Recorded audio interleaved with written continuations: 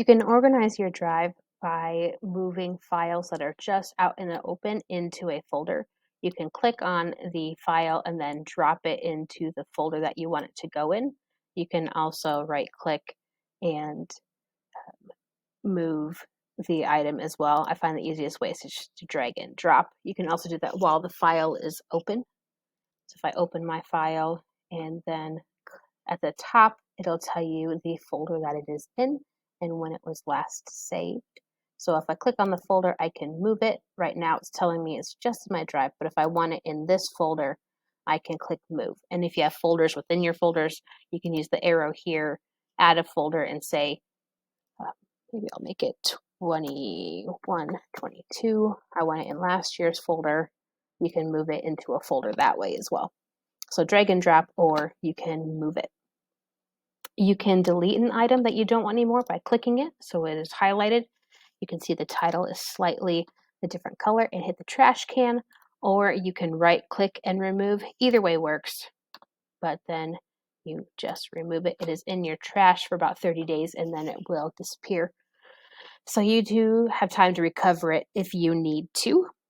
You can make a shortcut for your items. Maybe I have my meeting notes I want at my beginning of the year info, but I also want it in my meeting notes folder. So if I right click, I can add a shortcut to Drive, and then I can choose where it goes. So maybe I want it in my beginning of the year folder. I'm going to add a shortcut. And then I'm just going to put the original one in my meeting notes.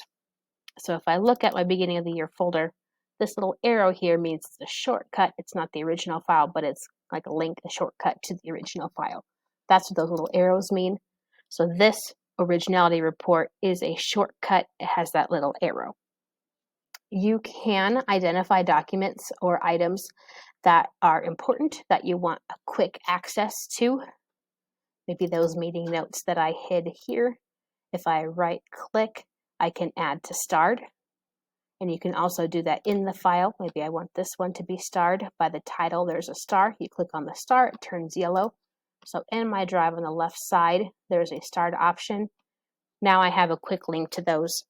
Be careful of starring too many, and then this folder becomes very full and hard to look through. But maybe things that you use daily or that are very important that you want quick and easy access to, I would do starred, but keep it minimal. Be very conscientious of what you're starring. Otherwise, you can have too many starred things, and then it's hard to sort and find, and it's kind of defeating the purpose. Also, on your main page on your drive, it has a suggested view. These are your things that you've been using recently that it is guessing you might want to go back to. So that's kind of a shortcut to find a document.